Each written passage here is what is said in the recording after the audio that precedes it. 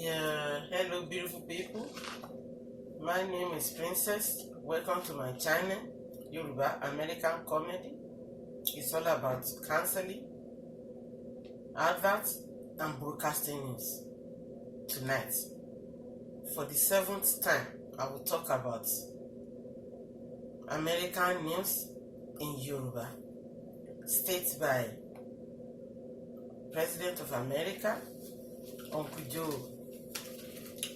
Uncle states about children that pé ọmọ kékeré ni wọ́n ní Yorùbá.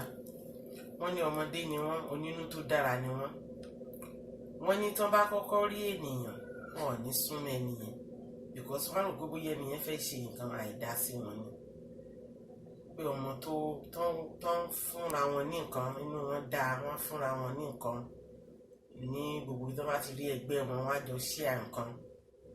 Wọ́n ní ká tọ́jú wọn dáadáa pé àwọn ní àrólé wa lẹ́yìn ọ̀la. Ká make sure pé wọ́n ṣe kíni, wọ́n wà successful ní gbogbo nǹkan tí wọ́n bá ń ṣe. Kí n tá lè máa jẹ́ kí wọ́n máa dùn ní gbogbo ìgbà. So, wọ́n dẹ̀ tún tẹ̀síwájú, wọ́n tún sọ̀rọ̀ nípa owó bàbá, àwọn tí wọ́n gbowó bàbá. Wọ́n ní àwọn onígbákejì tí ń ṣe àwọn politics kejì, wọ́n fẹ́ dá àwọn owó bàbá wọn dúró bí kán má fún àwọn ènìyàn wọn, tàbí pé kán tiẹ̀ tó gé kúrò.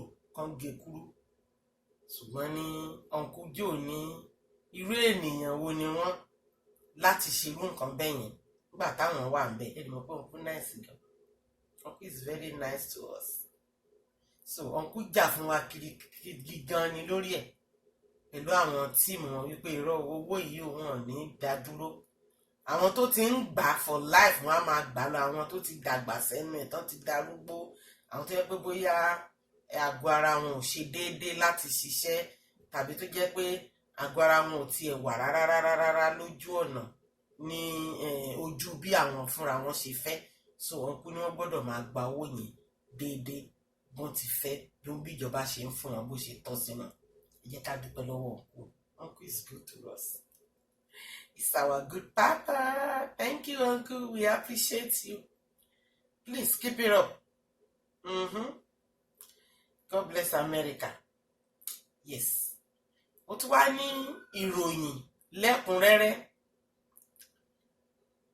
tí mo fẹ́ fi tó yín létí o nípa nǹkan tó ń lọ ní ìlú Nàìjíríà.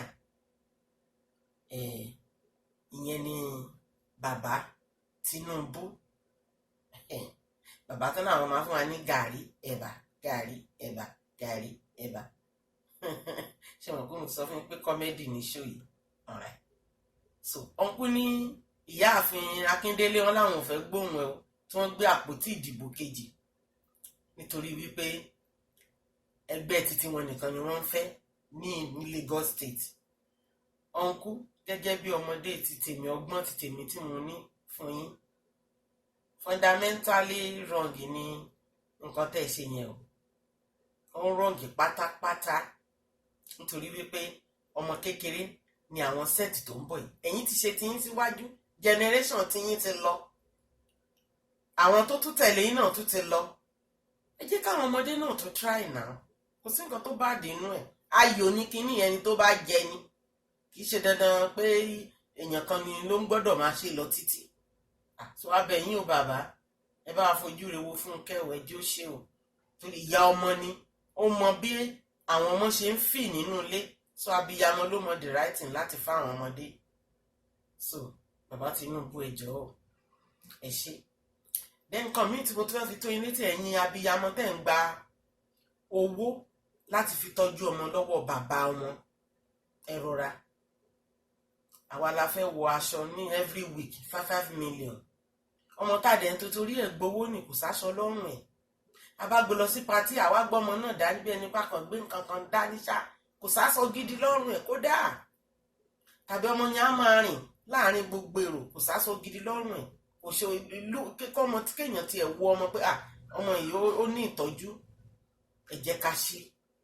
iṣẹ́ wa ni nǹkan tá à ń gbowó fún nìyẹn, kì í ṣe aṣọ títí wa. A mọ̀ pé abiyamọ náà máa jẹ nínú oúnjẹ ọmọ, ṣùgbọ́n ẹ jẹ́ níwọ̀nba, ẹ rántí pé ọmọ yẹn máa lọ sí school.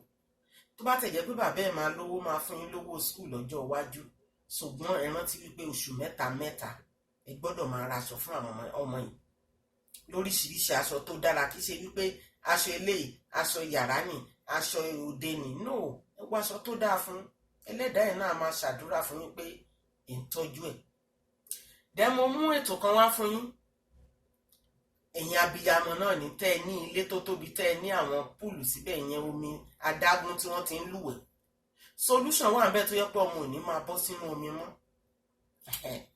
Ẹ jọ̀ọ́, ẹ ní kọ́fà lórí omi yẹn. Tẹ́ bá ti ní kọ́fà lórí ẹ̀, àwọn ọmọ yẹn á máa ṣeré lórí ẹ̀, wọn ò ní lè ṣí. Solution kejì tí mo tún ní fún yín ni wípé ẹ ní ajá sínú ilé. Tẹ́ bá ní ajá, tọ́mọ yẹn bá bọ́ sínú omi, ajá yẹn máa gbó, á bẹ́ sínú omi pẹ̀lú ọmọ yẹn, á lọ wọ́ ọmọ yẹn jáde. Ẹnu ẹ̀ pẹ̀lú eyín ẹ̀ tó bá fi wọ́ jáde, bá dẹ̀ bá wọ́ lọ́bi sí táwọn èrò wà, tàbí tó bá wọ́ ọmọ yẹn, fọ́sìn tó máa kọ́kọ́ ṣe ló máa kọ́kọ́ wọ́ ọmọ yẹn jáde síta, kò ní fi ọmọ yẹn sílẹ̀ ńbẹ̀. Tó bá wọ́ jáde tán, á wá lọ pé àwọn tó bá wà nítòsí, á lọ gbé ẹni tó jẹ́ ẹni tó ní ajá yẹn, á wá máa tẹ̀lé, tó fi máa mọ̀ pé àwọn nídìí láti resuscitate ọmọ yẹn padà kíákíá kó tó di pé ó máa bọ́ sí disaster. Ẹ jọ̀ọ́ ẹ̀yin òbí, ẹ fi ṣe iṣẹ́. Tẹ́ ẹ bá lówó láti gba security tó máa ṣe 15 minutes rounds nínú ilé yín, ẹ lọ ṣe yẹn, because security ẹnu ọ̀nà ò ní mọ̀ nǹkan tó ń lọ nínú yáàdì tó tóbi, tómi wà ń bẹ, táwọn ọmọdé ń ṣeré ń bẹ. Please, a gbọ́dọ̀ take caution. Olúwa bá wa wo gbogbo wọn o. Àmín. Nǹkan tí mo tún fẹ́ tún fi tó yín létí ni wípé àwọn tí wọ́n wà ní tòsí àdúgbò tó jẹ́ pé ẹ máa rò pé bóyá wọ́n ń ṣọ́ yín, wọ́n máa bá yín wo ọmọ yín tí nǹkan bá ń ṣe, ẹ má fi ọkàn sí pé ará àdúgbò, ẹ má tẹ fọkàn sí security tó wà lẹ́nu ọ̀nà, because ẹni tó wà lẹ́nu ọ̀nà ń ṣí géètì ló ń ṣí géètì bọ̀ ni. Ìyá tó ń dáná ni kò mọ̀ pé nǹkan ń ṣẹlẹ̀ níta. Ẹ̀nà níta ẹni kó máa tọ́jú ọmọ, bóyá yẹn wà níbi tó ti lọ káṣọ lórí wáyà tàbí lọ síbi tó ti ń ṣe laundry. Àwọn ọmọ tá a dẹ̀ ń bí, ara wọn ò balẹ̀ bí wọ́n ń jẹ ṣúgà, most of them ló wà hyper. Wọ́n máa fò kiri, wọ́n máa ṣe é kiri, they don't care, very very innocent. Wọ́n dá kan mọ̀, nǹkan tó bá kàn wọ́n ni wọ́n máa ṣe, àwọn rò pé àwọn free láti ṣe anything. So ìwọ tó ti nírú púùlù yẹn, yá tètè ní security sí yáàdì ẹ̀, ọ̀ kò ní cover, tàbí kò ní ajá tó yẹ pé á lè tètè rescue ọmọ yẹn jáde síta.